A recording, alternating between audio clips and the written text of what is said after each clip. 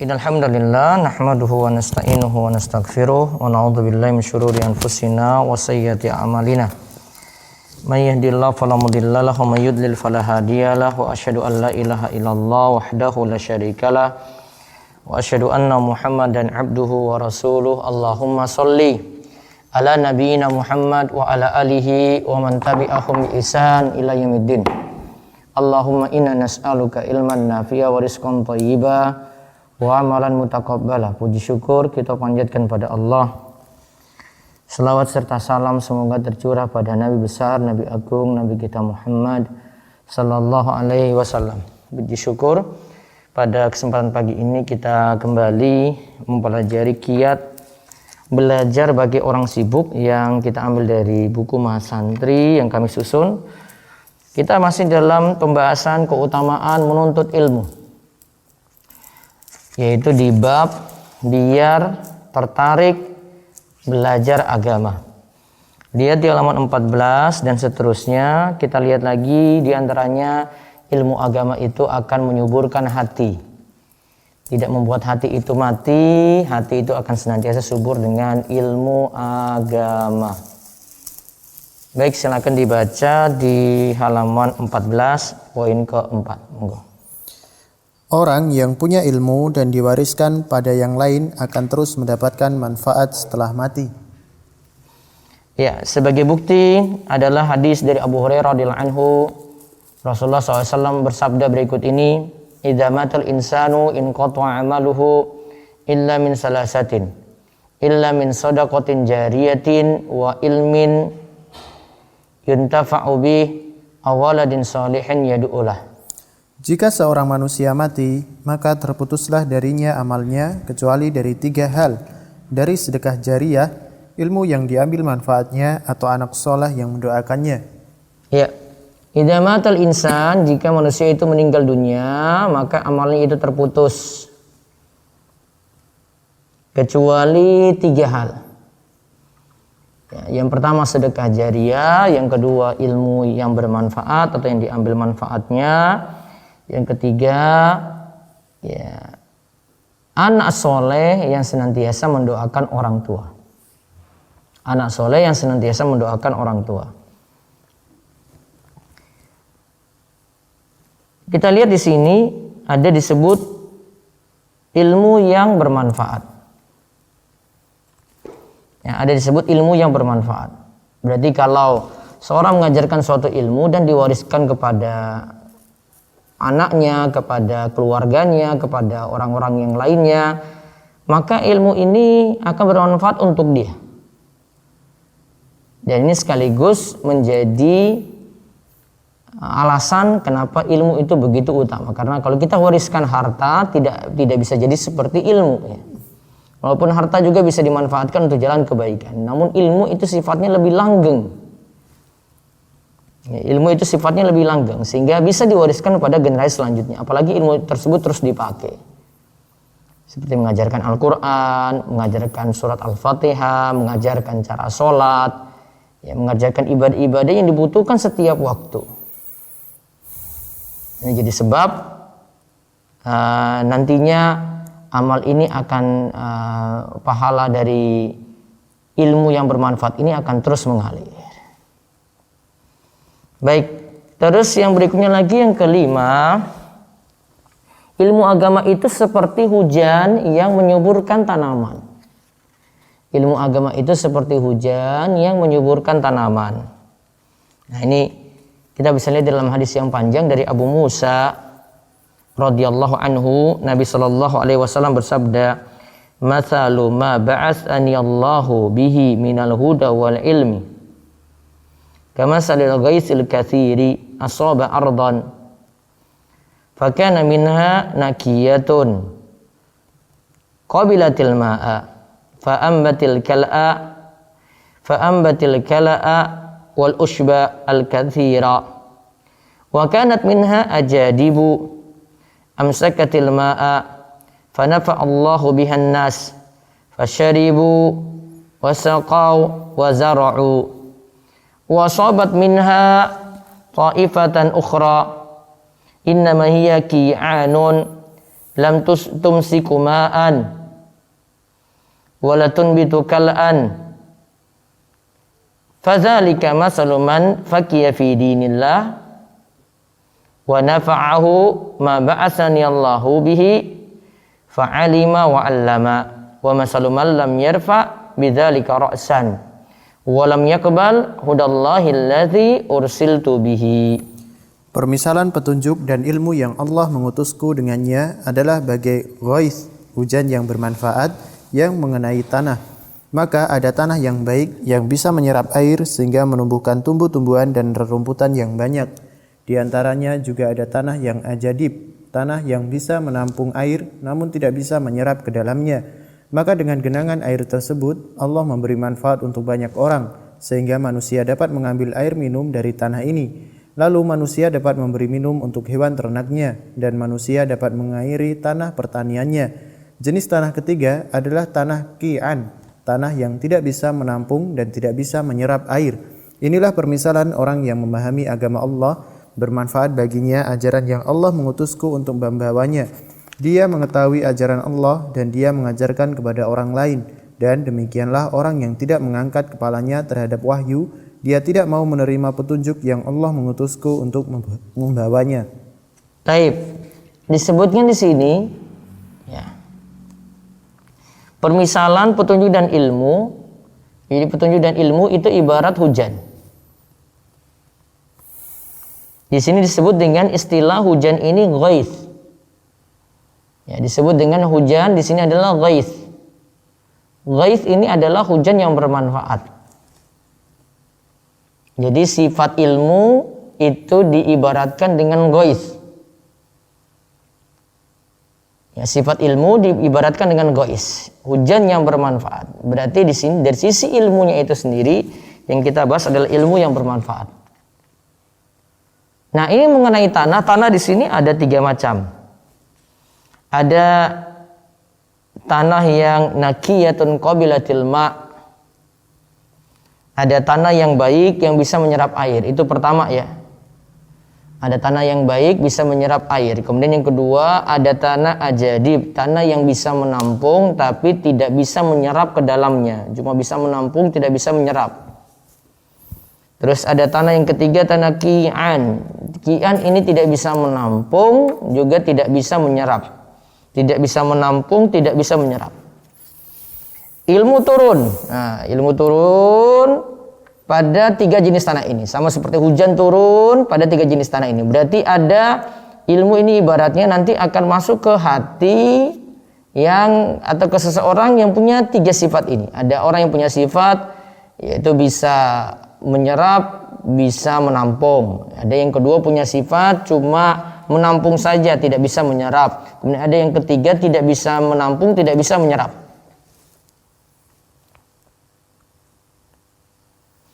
Nah, kalau bisa menampung dan menyerap berarti bisa manfaat ya. Hujan itu pada tanah ini ataupun orang lain bisa manfaatkan.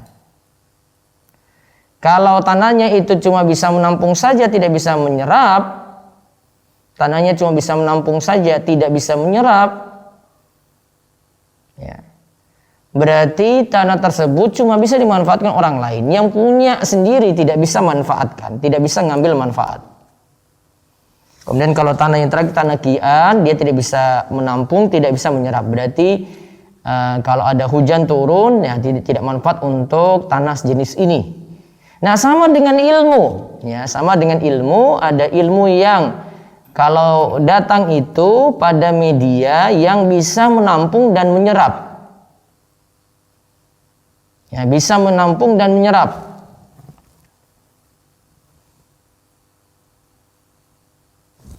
Juga yang kedua ada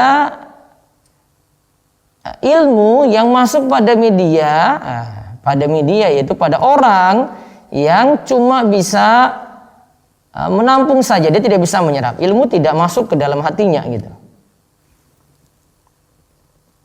Dan ada yang ketiga, tidak bisa menampung, tidak bisa menyerap. Berarti ilmu itu ketika masuk, ya tidak bisa ditampung oleh dia, juga tidak bisa diserap.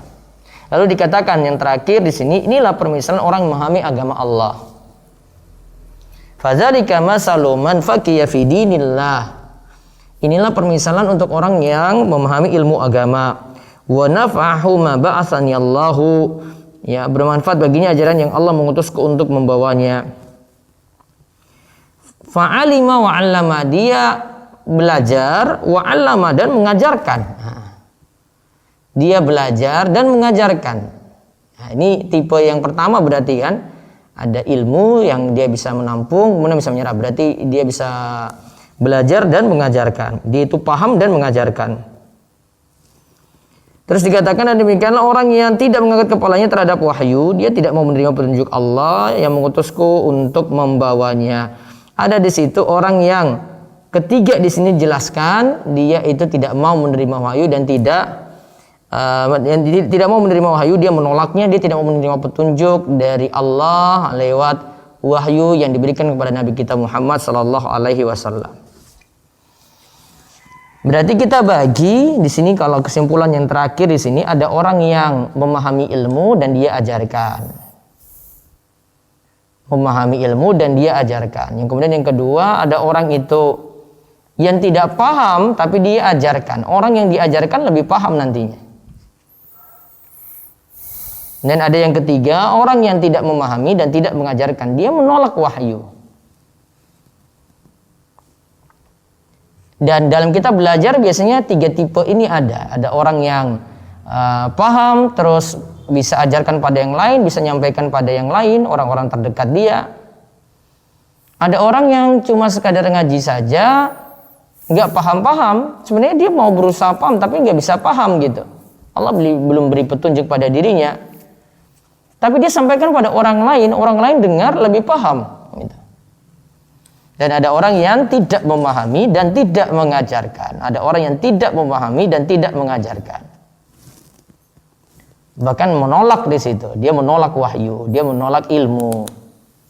Ya, ada majelis pengajian. Apa sih ngaji-ngaji kayak gitu? Nah, dia sibuk dengan urusan dunianya, dia sibuk dengan kesibukannya. Yang kita kalau bahas orang sibuk ya berarti ya sesibuk-sibuknya dia nggak mau belajar gitu. Nah, kita lihat penjelasan di bawahnya sini nanti ada perkataan dari Imam Nawawi juga. Kita lihat dulu di bawahnya Bukhari. Bukhari membawakan hadis ini dalam kitab sahihnya pada bab orang yang berilmu dan mengajarkan ilmu.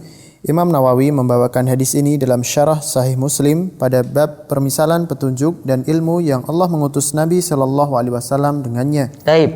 Bukhari membawakan hadis ini dalam kitab sahihnya dalam bab orang yang berilmu dan mengajarkan ilmu. Jadi ada yang paham ilmu dia ajarkan, ada yang cuma sekadar mengajarkan saja. Dia mungkin jadi paham tapi tidak seutuh orang yang nanti mendengar. Kemudian Imam Nawawi membawakan judul bab permisalan petunjuk dan ilmu yang Allah mengutus Nabi SAW dengannya. Nah, itu dimisalkan tadi dengan hujan. Jadi sifat ilmu itu bisa menyuburkan hati. Hati jadi hidup dengan ilmu, hati jadi semangat dengan ilmu. Ya, yang biasanya futur jadi kembali bangkit lagi dengan ilmu. Kemudian Imam Nawawi rahimahullah mengatakan, adapun makna hadis dan maksudnya, di dalamnya terdapat permisalan bagi petunjuk Nabi Shallallahu Alaihi Wasallam dengan ghaith, hujan yang bermanfaat. Juga terdapat kandungan dalam hadis ini bahwa tanah itu ada 3 macam, begitu pula manusia. Tadi ilmu dimisalkan dengan hujan yang bermanfaat. Kan hujan macam-macam ya, ada hujan rintik-rintik, ada hujan deras, ada hujan yang bawa bencana gitu ya. Tapi di sini ilmu ini dimisalkan dengan ghaith, hujan yang bermanfaat. Berarti ilmu di sini adalah ilmu yang bermanfaat. Pasti punya manfaat bagi kita, pasti punya manfaat untuk hati kita. Terus dimisalkan tanah ada 3, maka manusia tipenya ada 3 juga. Dalam penerimaan ilmu ada 3 macam. Sebagaimana tanah dalam penerimaan hujan ada 3 macam. Terus kita lihat jenis pertama. Jenis pertama adalah tanah yang bermanfaat dengan adanya hujan. Tanah tersebut menjadi hidup setelah sebelumnya mati. Lalu dia pun menumbuhkan tanaman. Akhirnya manusia pun dapat memanfaatkannya. Begitu pula hewan ternak dan tanaman lainnya dapat tumbuh di tanah tersebut. Ya, terus begitu pula? Begitu pula manusia jenis pertama. Dia mendapatkan petunjuk dan ilmu. Dia pun menjaganya atau menghafalkannya. Kemudian hatinya menjadi hidup. Dia pun mengamalkan dan mengajarkan ilmu yang dia miliki pada orang lain. Akhirnya ilmu tersebut bermanfaat bagi dirinya dan juga bermanfaat bagi yang lainnya. Baik, di sini sebutkan Setelah kita lihat ilmu itu diibaratkan dengan hujan, kemudian yang menerima di sini adalah orang-orang yaitu diibaratkan dengan tanah. Ada 3 macam di situ. Kita lihat jenis tanah pertama, itu tanah yang bermanfaat. Tadi disebut naqiyatun qabilatil ma, yang menerima air. Jadi bermanfaat dengan adanya hujan. Jadi bisa jadi tanah itu sebelumnya mati gitu. Hujan datang, hujan yang manfaat tadi datang, jadi hidup. Maka tadi sifat ilmu itu menyuburkan hati. Kita sebut tadi ya, sifat ilmu itu menyuburkan hati. Lalu tanaman tumbuh, ya. Lalu tanaman tumbuh. Akhirnya manusia dapat memanfaatkannya. Ya, manusia dapat memanfaatkannya, begitu pula hewan-hewan ternak memanfaatkannya pula, bukan hanya manusia di sini. Tanaman juga jadi ikut subur saat itu. Nah, ini ibarat untuk manusia. Jenis pertama adalah yang dia mendapatkan petunjuk dengan ilmu. Dia mendapatkan petunjuk dan ilmu. Dia menjaganya, dia ulang-ulang menghafalkannya, kemudian hatinya menjadi hidup. Dia pun mengamalkan dan mengajarkan ilmu yang dia miliki pada orang lain. Diajarkan orang lain dapat manfaat dari ilmu tadi. Maka ilmu tadi bermanfaat untuk dirinya dan juga untuk orang lain. Ilmu tadi itu bermanfaat untuk dirinya dan untuk orang lain. Ini Masya Allah, ini mudah-mudahan kita masuk yang pertama ini. Jadi kita belajar, berusaha untuk paham, berusaha untuk dalami, kemudian kita berusaha mengajarkan ini pada orang lain. Nah, coba kita lihat jenis kedua, tanah jenis kedua dan permisalan manusia di dalamnya. Jenis kedua adalah tanah yang tidak mendatangkan manfaat bagi dirinya sendiri, namun bermanfaat bagi orang lain. Tanah ini menahan air sehingga dapat dimanfaatkan oleh yang lain. Manusia dan hewan ternak dapat mengambil manfaat darinya. Begitu pula manusia jenis kedua. Dia memiliki ingatan yang bagus, akan tetapi dia tidak memiliki pemahaman yang cerdas. Dia juga kurang bagus dalam menggali faedah dan hukum. Dia pun kurang dalam beristihad dalam ketaatan dan mengamalkannya. Manusia jenis ini memiliki banyak hafalan. Ketika orang lain yang membutuhkan, yang sangat haus terhadap ilmu, juga yang sangat ingin memberi manfaat dan mengambil manfaat bagi dirinya, dia datang menghampiri manusia jenis ini. Maka dia pun mengambil ilmu dari manusia yang punya banyak hafalan tersebut. Orang lain mendapatkan manfaat darinya, sehingga dia tetap dapat memberi manfaat pada yang lainnya. Ya, jenis kedua ini tanahnya itu tidak mendatangkan manfaat bagi dirinya sendiri. Jadi kalau dari sisi mendatangkan manfaat bagi dirinya sendiri, tidak. Nah, untuk manusia jenis kedua ini ingatannya bagus, hafalannya bagus. Orang-orang yang dapat ilmu langsung datang kepada dia. Namun kurang cerdas, kurang paham gitu. Tapi kalau orang lain belajar dari dia, orang lain bisa memahami itu dengan baik. Ya, bisa memahami itu dengan baik. Jadi orang lain itu mendapatkan manfaat darinya sehingga dia tetap dapat memberi manfaat pada yang lainnya. Sisi baik dia adalah bisa memberi manfaat pada orang lain. Sisi baik dia adalah bisa memberi manfaat pada orang lain. Maka yang pertama dan kedua itu punya kesamaan dari sisi orang lain bisa ngambil manfaat. Nah, kalau kita tidak masuk jenis pertama, masuk jenis kedua gitu. Minimalnya apa? Hadir, berusaha ikuti, dapat berkah ilmu. Kita bisa mengingat, nah sampaikan pada orang lain, walaupun nantinya pemahaman kita tidak utuh karena mungkin ilmu yang kita terima tidak sepenuhnya gitu. Ya, belum bisa kita pahami. Kadang satu materi kita belajar ulang-ulang nggak paham-paham. Ya, kita ulang-ulang nggak paham-paham gitu. Nah, butuh pengulangan lagi. Ya. Namun ketika kita ngajarkan ke orang lain, ya orang lain dengar itu, mereka catat, terus pelan-pelan nanti mereka juga gali lagi ilmu tadi, akhirnya mereka paham. Kita cuma mengandalkan hafalan kita gitu. Nah, bisa jadi kita masuk tipe yang kedua, ya, tapi dari sisi kemanfaatan masih bisa beri pada orang lain. Maka minimal jadi yang kedua. Kalau tidak jadi yang pertama. Sekarang jenis ketiga. Jenis ketiga adalah tanah tandus yang tanaman tidak dapat tumbuh di atasnya. Tanah jenis ini tidak dapat menyerap air dan tidak pula menampungnya untuk dimanfaatkan orang lain. Begitu pula manusia jenis ketiga. Manusia jenis ini tidak memiliki banyak hafalan, juga tidak memiliki pemahaman yang bagus. Apabila dia mendengar ilmu tersebut tidak bermanfaat baginya. dia juga tidak bisa menghafal ilmu tersebut agar bermanfaat bagi orang lain. Nah, kalau ini tanah yang ketiga tidak dapat tumbuh tanaman di atasnya, terus tanah jenis ini tidak dapat menyerap air dan tidak pula menampung untuk dimanfaatkan orang lain. Nah, ini ibarat kalau untuk manusia, ada manusia untuk menghafal tidak bisa, tidak punya banyak hafalan. Dan dia juga tidak memiliki pemahaman yang bagus. Tidak punya banyak hafalan, tidak memiliki pemahaman yang bagus. Namun dia bisa jadi paling minimal dia tahu ilmu, tapi di sisi paham kurang, dari sisi menghafal kurang. Jadi kesimpulan yang manusia ketiga ini adalah tidak bisa menghafal ilmu, sehingga tidak bisa bermanfaat bagi orang lain. Nah, dari sisi ini juga berarti ilmu itu mesti dipahami dan dihafalkan. Ya, ilmu itu mesti dipahami dan dihafalkan. Ada bagian-bagian ilmu yang kita itu hafalkan, kita mesti ingat gitu. Sehingga sewaktu-waktu ilmu tadi bisa disampaikan kepada orang lain. Jadi orang lain bisa memahami ilmu ini.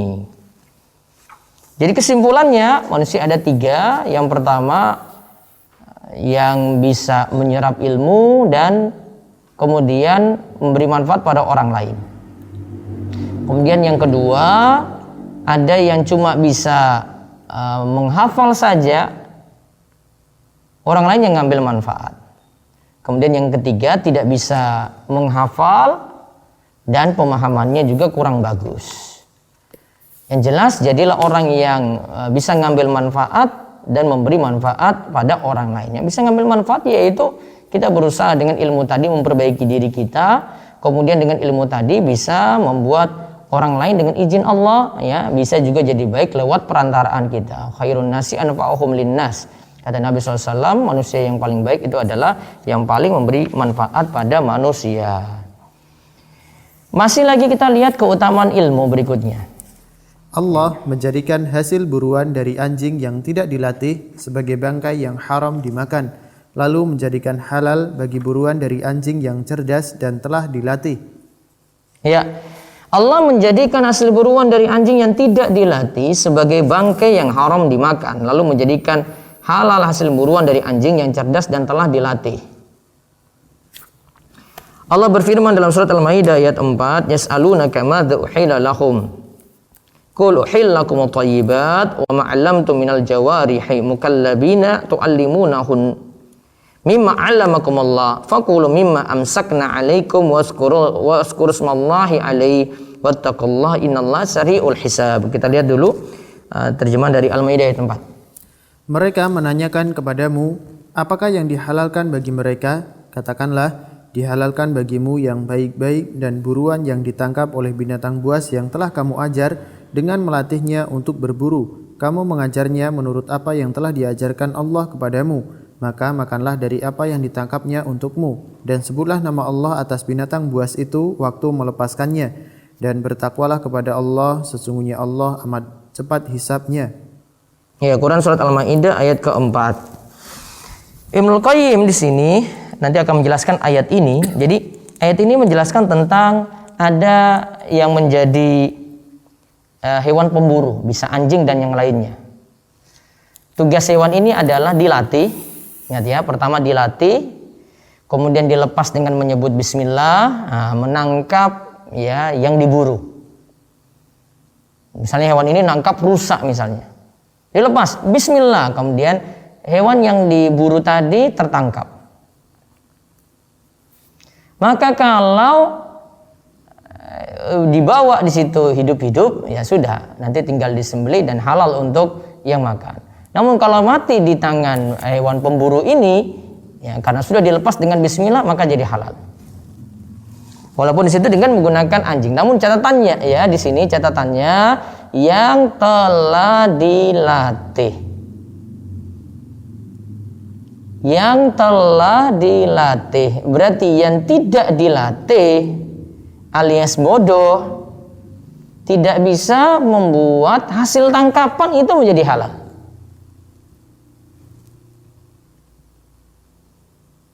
Maka dalam judul yang ke-6 ini kan disebut Allah menjadikan hasil buruan dari anjing yang tidak dilatih sebagai bangkai yang haram dimakan. Jadi kalau anjingnya tidak dilatih terus nangkap yang diburu bawa kepada majikan, nah, mungkin dia juga nggak bawa majikan, dia habisin sendiri gitu. Maka itu jadi bangkai haram. Tapi bagi yang sudah dilatih, yang cerdas, maka hasil tangkapannya jadi halal. Yang penting tadi dilepas membaca bismillah. Bismillah lepas gitu. Coba kita lihat apa yang dikatakan oleh Imam Ibnul Qayyim berikut ini. Seandainya kalau bukan karena keistimewaan ilmu, belajar agama dan kemuliaan ilmu, tentu hasil buruan dari anjing yang dilatih dan yang tidak dilatih akan dihukumi sama. Nah, tentu hasilnya nanti sama antara anjing saja ini ya, yang dilatih dengan tidak dilatih. Namun Allah bedahkan di situ, dibedakan antara anjing yang sudah dilatih dan yang tidak dilatih. Anjing yang sudah dilatih dan yang tidak dilatih itu dibedakan jamaah. Kalau anjing saja seperti ini, ya, bagaimana lagi dengan manusia? Manusia yang belajar dengan manusia yang tidak belajar ya beda. Ya, manusia yang belajar, sekali lagi ya, manusia yang belajar dengan yang tidak belajar itu beda. Gak bisa sama, gak boleh sama, gak boleh disamakan gitu.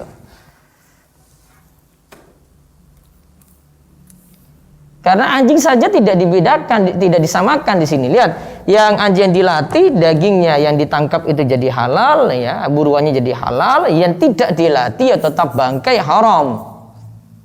Maka dampak dari orang yang belajar dengan orang yang tidak belajar beda gitu.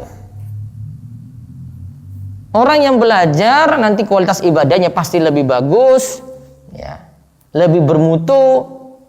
Kalau dia dapati ilmu tentang doanya sahih, ya, walaupun mungkin hafalan doanya sedikit namun sahih, bermutu gitu. Daripada orang yang tidak berilmu, tidak paham atau tidak mau belajar, bahkan yang didapat tuh berbeda. Dan ini tidak pandang ilmu, itu tidak pandang dia itu keturunan siapa ya. Ya, walaupun dia keturunan dari darah biru sekalipun, kalau tidak belajar agama tetap tidak bisa manfaat itu. Dampaknya beda, hasilnya beda, dan kita tahu di dunia nyata seperti itu. Ini bukan hanya teori dalam Al-Quran saja gitu. Dalam ilmu dunia saja sudah dibedakan itu. Orang yang punya spesialisasi tertentu dengan orang yang tidak punya, ya berbeda itu dianggap. Orang yang pakar dalam suatu bidang beda dengan orang yang tidak pakar. Ya ini sudah, dia cuma umum saja, dia tidak bisa kerjakan yang spesialis, ini nggak bisa gitu. Berbeda. Maka tidak bisa disamakan orang yang ngaji dengan orang yang tidak ngaji. Nah, biar berbeda gimana gitu ya? Yang ngaji gitu. Pelan-pelan kita belajar dari ilmu-ilmu dasar dulu, pahami. Ya, itu berbeda banget gitu. Contoh misalnya ini, saya beberapa hari lagi nanti masih dalam sistem lagi di ini ya, kita akan belajar lagi bahasa Arab nih. Saya bilang lagi karena saya sudah sering ngajar ini, ada di YouTube saya juga ya. Ini ada di Al-Muyassar, itu ada di YouTube saya, ada pelajaran Muyassar 70 video, ada video tambahannya tapi cuma tambahan saja, itu tidak rangkaian dari pelajaran saya. Ada di sini lihat beda orang yang paham bahasa Arab, kaidah-kaidah, qawaidnya dengan orang yang tidak paham itu. Dalam sisi apa? Oh, memahami Al-Qur'an, memahami hadis, mendalami ilmu gitu, berbeda. Dan ini berbeda dengan ilmu muhaddasa ya. Speaking itu berbeda. Speaking mah belum tentu orang juga bisa paham tafsir, belum bisa gitu. Speaking cuma orang bicara gitu. Kaif haluk ya. Alhamdulillah bi khair, syukran, afwan, cuma seputar itu saja. Ya, yang pentingnya itu kawaidnya, kaidahnya gitu. Gimana kaidah-kaidah ini digunakan nanti untuk memahami Al-Qur'an dan hadis. Bagi yang ingin belajar ini nanti bisa ikuti Facebook saya biasanya bahas di Facebook ya. Ikuti kelas ini ada di Telegram, kelas bahasa Arab Rumah Iso, saya ringkas kabar Rumah Iso ya. Itu untuk membahas kitab Al-Muyassar dan Al-Kahfi secara tuntas. Walaupun saya sudah sering bahas ini gitu. Ya, kalau mau tahu lengkapnya ada di video saya di YouTube, nanti bisa pelajari lebih jauh. Namun kalau ini saya nanti pakai sistem audio, kemudian nanti setelah dengar audionya saya ajarkan lewat live langsung. Kemudian apa yang kurang jelas nanti bisa ditanyakan, nanti terus seperti itu setiap pagi dari setengah 7 sampai jam 7. Jadi kajian pagi ini saya akan batasi cuma sampai setengah 7 saja. Ya, untuk melanjutkan dengan bahasa Arab sehingga dapat ilmu yang mumpuni di situ. Karena orang yang belajar dengan orang tidak belajar tidak sama gitu. Sama seperti orang yang pahami bahasa Arab dengan yang tidak paham bahasa Arab berbeda gitu. Kualitas ilmunya berbeda. Kalau kualitas ilmu berbeda, kualitas amal juga berbeda. Kalau kualitas amal berbeda, kualitas pemahaman juga berbeda. Wallahu a'lam bishawab. Ya, nantikan pelajaran tadi ya. Nanti akan saya umumkan segera kalau sistem sudah siap. Kita menggunakan sistem website. Jadi semua yang ingin dipelajari ada di website mudah, di website Bahasa Arab Rumah Iso. Bisa nanti dapat linknya juga di website rumaiso.com. Tapi ingat bagi perangkatan jumlah terbatas ya, bagi yang mau serius saja. Tidak serius atau belum punya keinginan saat ini nanti ada angkatan kedua, angkatan ketiga dan seterusnya. Wallahu a'lam bishawab. Ya, selanjutnya kita masuk sesi tanya jawab. Masih ada satu bahasan lagi ya, tentang keutamaan ilmu. Ilmu itu jihad ya, dan yang lainnya. Saya mau mencoba juga lengkapi lagi dengan ini baru seberapa sih dari pembahasan keutamaan ilmu ya. Sebenarnya saya baca di kitab Miftah dari Sa'adah karya Imam Ibnul Qayyim itu banyak sekali dan pemahamannya mendalam. Saya habis ini mau ngecek lagi beberapa poin tentang keutamaan ilmu saya bisa sampaikan dari kitab Miftah dari Sa'adah karya Imam Ibnul Qayyim rahimahullah. Ini ada tadi saya pantau ada yang bertanya di YouTube dulu ini, apakah ilmu umum termasuk bagian dari permisalan air ini Ustadz? Enggak, kita lagi bahas kalau bahas ilmu itu asalnya asalnya kita membahas ilmu agama ya. Kalau ilmu umum itu tidak bisa pengaruh dalam hati, nggak bisa gitu.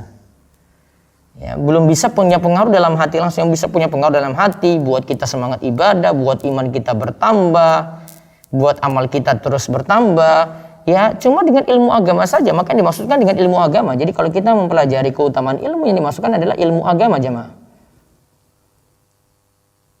Terus ada lagi yang bertanya,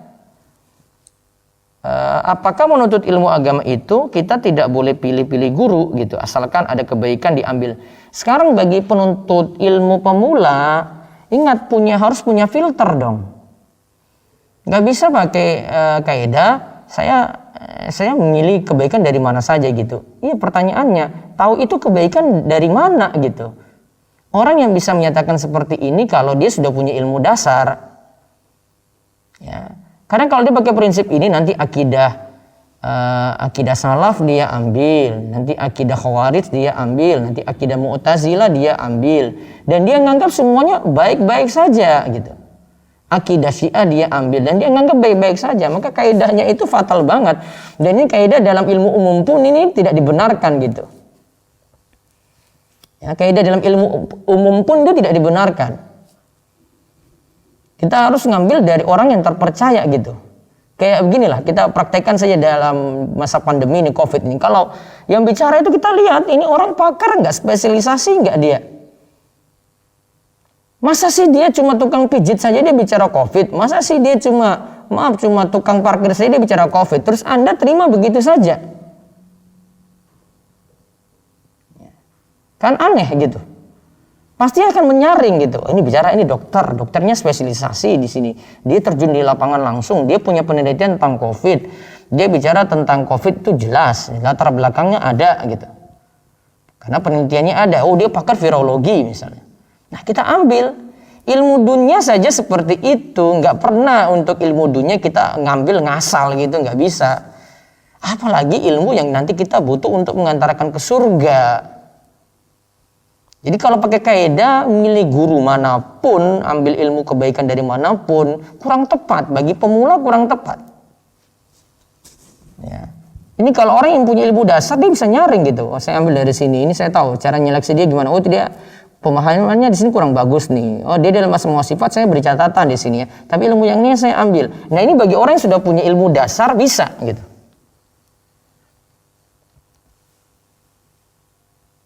Ya, gitu ya. Terus, apakah campur baur laki-laki dan perempuan dalam Zoom meeting termasuk ikhtilat?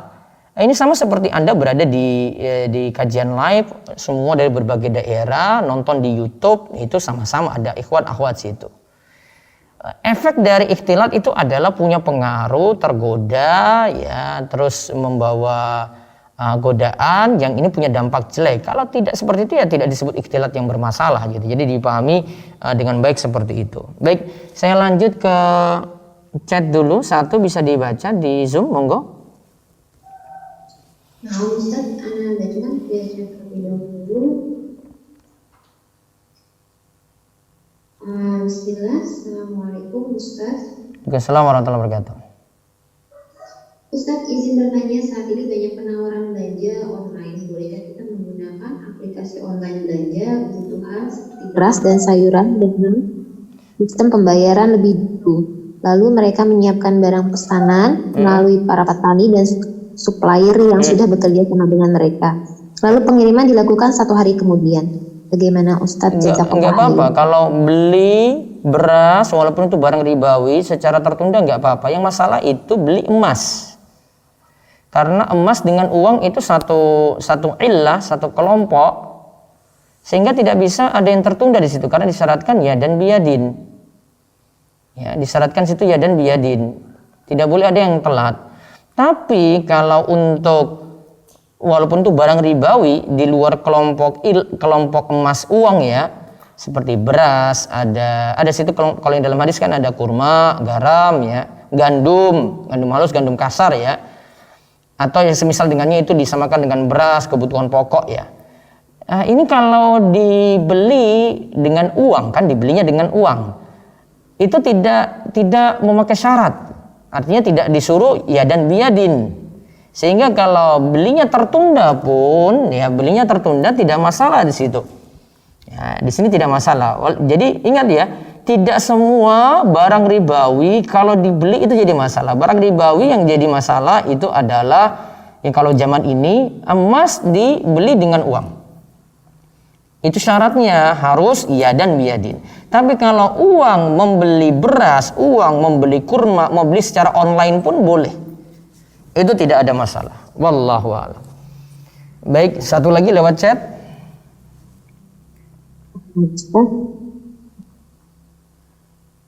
Izin bertanya Ustadz, anak kami laki-laki umur 15 tahun. Seharusnya SMP kelas 3 tahun ini, tapi qadarullah ada epilepsi dan keterbatasan dalam akademis, sehingga harus sekolah khusus. Kami titipkan di rumah tahfiz dekat rumah. Alhamdulillah anaknya senang belajar, tapi tapi saat ini sedang memperdalam ilmu agama yang dasar dulu, dan untuk ilmu umum kami arahkan di homeschooling. Apakah yang kami pilihkan untuk anak kami sudah benar, Ustadz? Iya, sudah benar Bu. Nanti diarahkan ke agama lebih kuat. Walaupun dengan keterbatasan, mudah-mudahan Allah beri taufik dan hidayah untuk itu. Jadi pahamkan dulu di situ, nggak apa-apa. Nanti yang ilmu dunia bisa ilmu tambahan saja. Baik, bisa beralih ke yang resen. Situ ada beberapa yang tanya dari tadi, monggo. Nah, Ustadz, tafadholi Ibu Levisanya, silakan dibuka mic-nya, Bu.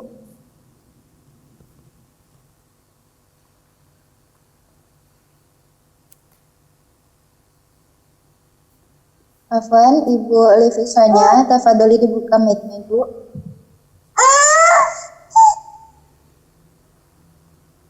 Halo, Bismillah, Assalamualaikum Ustadz. Ya, waalaikumsalam warahmatullahi wabarakatuh. Silakan. Ya, mohon pencerahannya. Kemarin teman saya cerita bahwa teman kantornya yang baik, suka menolong, rajin sholat dan sedekah, termasuk idola lah bagi teman-teman kantornya. Kepingin sekali bisa lancar ngaji. Sudah belajar ngaji kepada beberapa ustadz, tapi nggak bisa. Terakhir dia ketemu ustadz yang menganjurkan dia untuk ke makam seseorang dan berdoa di sana. Saya kurang tahu ya berdoanya kepada Allah atau kepada siapa, tapi mengingat dia rajin ibadah, sepertinya sih dia berdoa kepada Allah. Hanya khusus tempatnya tuh di makam itu. Sejak dari sana dia langsung lancar mengajinya Pak Ustadz. Maka itu dia cerita kepada temannya itu kalau dia senang sekali sekarang udah lancar mengaji. Hukumnya itu bagaimana ya Pak Ustadz? Yang jelas ini masalah lancar ngaji atau tidak nanti dilihat ini ya keperluannya. Kalau memang cuma keperluannya untuk sholat maka cukup surat-surat yang dia perlu untuk sholat saja dihafalkan gitu. Sedangkan kalau ngajinya itu tidak sampai derajat wajib. Kalau memang secara hukum mau dikaji seperti itu. Terus yang kedua, adapun yang dia lakukan ke kubur kemudian minta seperti itu bisa dua kemungkinan di situ ya. Ada terjerumus dalam bid'ah atau terjerumus dalam kesyirikan.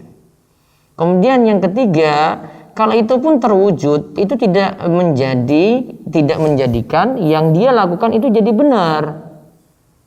Gitu. Misalnya ada yang sakit terus datang ke kubur atau datang ke orang pintar, datang ke dukun kemudian jadi sembuh. Bukan berarti perbuatan datang ke dukun itu jadi benar gitu. Enggak kaidahnya tidak berlaku seperti ini. Tetap kita katakan salah. Nah terus yang terakhir nanti bisa dicek lagi, coba dicek itu cuma sekadar baca atau memang bacaannya benar ya, karena belajar Al-Quran itu kan perlu kaidah-kaidah untuk membaca. Orang saja belajar dari Iqra sampai Iqra 6 gitu, dia perlu bertahap untuk membaca gitu, dan dia perlu paham-paham kaidah kapan baca ikhfa, kapan baca iklab gitu. Iya bisa saja dia baca gitu, tapi dilihat dulu benar nggak dia cara bacanya gitu. Wallahu a'lam. Jazakallah Ustaz. Nanti saya sampaikan. Iya, waalaikum. Berikutnya lagi silakan. Nah Ustaz, tafadhol Bapak Reno Jombang, silakan dibuka mic-nya Pak. Assalamualaikum. Waalaikumsalam warahmatullahi wabarakatuh. Silakan Pak. Ustaz, kalau ingin menghafal Al-Quran itu belajar Arab dulu atau hafal dulu? Atau dua-duanya digabung dari sana? Kalau hafal tidak mesti semua Pak. Hafal itu bisa seperlunya saja gitu. Karena kan menghafal semua nggak wajib. Apa jadi nggak pakai belajar bahasa Arab dulu gitu Ustaz? Belajar bahasa Arab dulu lalu belajar bahasa Arab dari sisi bisa baca gitu. Ingat, belajar bahasa Arab itu tidak semua bidang bisa kita pelajari, tidak kita pelajari semua ya. Yang penting bisa baca Al-Quran, kaidah paham, sudah cukup. Tidak mesti mendalam banget harus semua bidang, karena bidang bahasa Arab pun banyak gitu. kalau untuk menghafal itu kadang sulit Ustaz. Apa mudah memahami dan mudah menghafal itu apa seperti hidayah Ustaz? Modalnya paling utama itu banyak mengulang, tinggalkan maksiat. Kalau maksiatnya masih jalan-jalan aja nggak mungkin maksiat itu bergabung dengan hafalan, nggak mungkin, karena Al-Quran itu suci gitu, nggak mungkin digabung dengan hal-hal kotor, nggak mungkin. Meskipun dosa-dosa kecil Ustaz. Iya, perbaiki itu. Tugas kita memperbaiki itu. Boleh satu lagi Ustaz. Iya. Saat bersendirian di tengah malam itu duduk-duduk maksudnya selesai sholat tahajud gitu ya, kan bersendirian duduk gitu ya, itu sulit menangis Ustaz. Apa boleh pakai syair-syair gitu Ustaz? Syair Tidak. Islam? Tidak.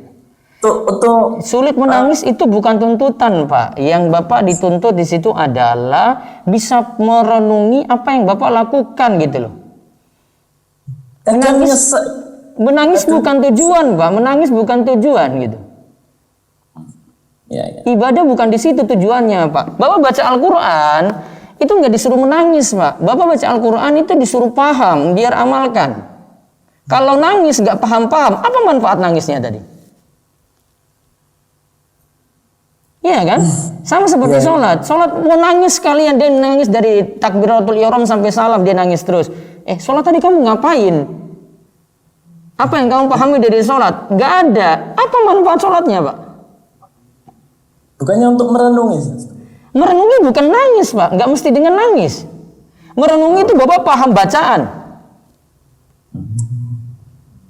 Kalau dia baca Al-Ikhlas nggak paham-paham, itu nggak merenungi, Pak. Gimana coba kalau dia baca Al-Ikhlas sambil nangis, tapi kamu tahu nggak apa artinya tadi? Nggak tahu. Terus nangis untuk apa? Intinya itu tujuannya itu bukan nangis di sini. Allah itu katakan lihat dabbaru ayati, untuk tadabbur ayat, renungkan. Renungkan ini bukan mesti dengan nangis, enggak. Tadabbur itu bahkan mesti dengan diam. Kita diam, berhenti sejenak, saya pikirkan ayat itu. Pikir yang ada situ berjalan itu adalah berpikir, Pak. Berpikir ini bisa ada kalau Bapak paham ayat gitu. Kalau tidak paham ayat nggak bisa untuk berpikir di situ, Pak. Yang ada cuma pikirannya di dunia antah berantah, terus dia nggak dapat hasil. Paham ini, Pak? Jadi ungkapan yang berdoa dengan menangis dapat cepat mengabulkan doa itu berarti salah, nggak sepenuhnya benar. Nggak sepenuhnya benar. Berdoa yang punya manfaat itu Bapak renungkan doa tadi, bisa jadi efeknya menangis. Tapi kalau ternyata doa tadi tidak dipahami, ya tidak disebut manfaat untuk Bapak, karena Bapak tidak tahu apa yang Bapak panjatkan gitu. Ya Ustaz. Iya kan? Jadi ingat kalimatnya tadi, tidak mesti dengan menangis untuk dapat seseorang itu doanya terkabul, enggak. Bukan di situ, merenungkan di situ, merenungkan, menghayati gitu. Gak simpel, gampangnya gini, di dunia nyata ada aja deh. Pengemis datang-datang menangis-nangis ke Bapak. Bapak kasih nggak? Enggak. Itu aja belum tentu dikasih. Karena Bapak tidak tahu maksud dia apa kan. Kamu nangis-nangis ngapain depan saya? Enggak, dia cuma nangis aja. Nangis untuk apa nangis depan saya gitu kan? Tapi kalau dia nangis terus dia ungkap, Pak, saya ini terdampak COVID, Pak. Saya tahu Bapak lewat perantaraan Bapak, saya mungkin bisa dapat sesuatu gitu. Nah, Bapak mulai dia ngomong dan paham bacaan tadi gitu ya. Pahami bacaannya, tambah dia nangis, dah baru Bapak tuh kasih. Beda kalau datang cuma nangis-nangis. Nangis-nangis ngapain depan saya? Logikanya kayak gitu, Pak. Mudah paham kan? Iya Pak, ya. Iya. Ustaz, terima kasih Ustaz. Jazakallahu khair. Iya, wa yakumullahu barik fik. Baik, satu lagi silakan. Nah, Ustaz, tafadhol Ibnu Herman, silakan dibuka mic-nya, Pak. Assalamualaikum warahmatullahi wabarakatuh. Ya, waalaikumsalam warahmatullahi wabarakatuh. Mau bertanya, sir dan jahar dalam sholat, kalau sholat yang bacaan fatihahnya jahar, maghrib, isya itu sendiri, apakah kekuatan keras bacaannya itu sama seperti saat kita jadi imam, Ustaz? Tidak. Jadi cukup sendiri, minimal mulutnya qomat kamit aja, artinya bacaannya untuk kita aja, Pak.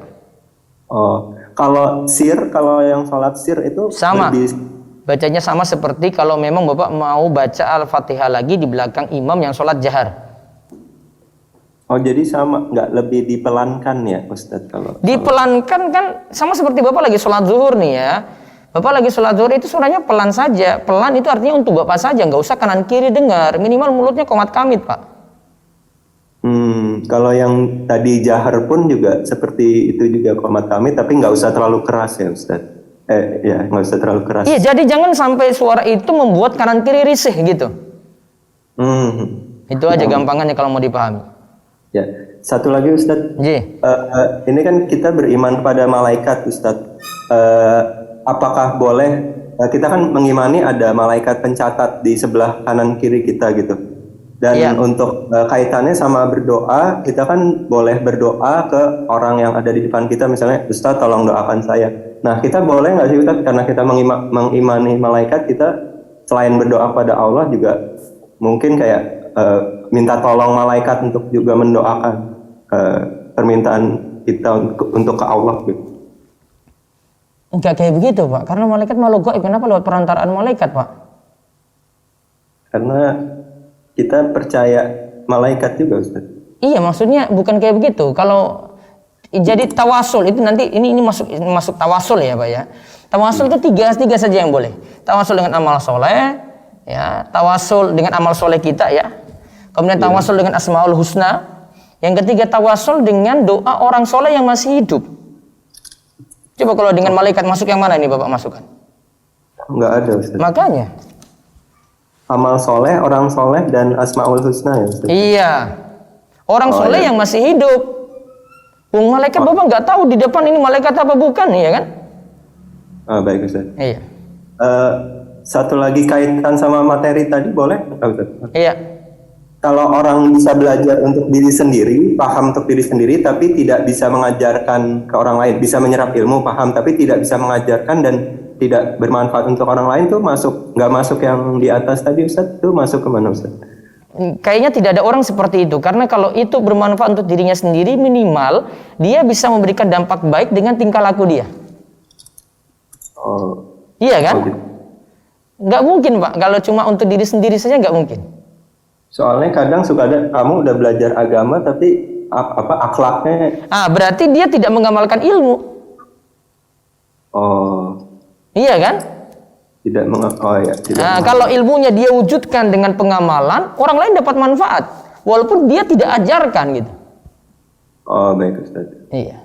Tidak jelas Ustaz. Jazakumullah khair Ustaz. Wa iyyakum, Allah barik fiik. Berikutnya lagi masih sisa 2 itu, silakan.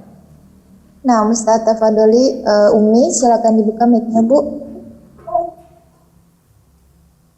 Ya, Assalamualaikum warahmatullahi wabarakatuh. Waalaikumsalam warahmatullahi wabarakatuh.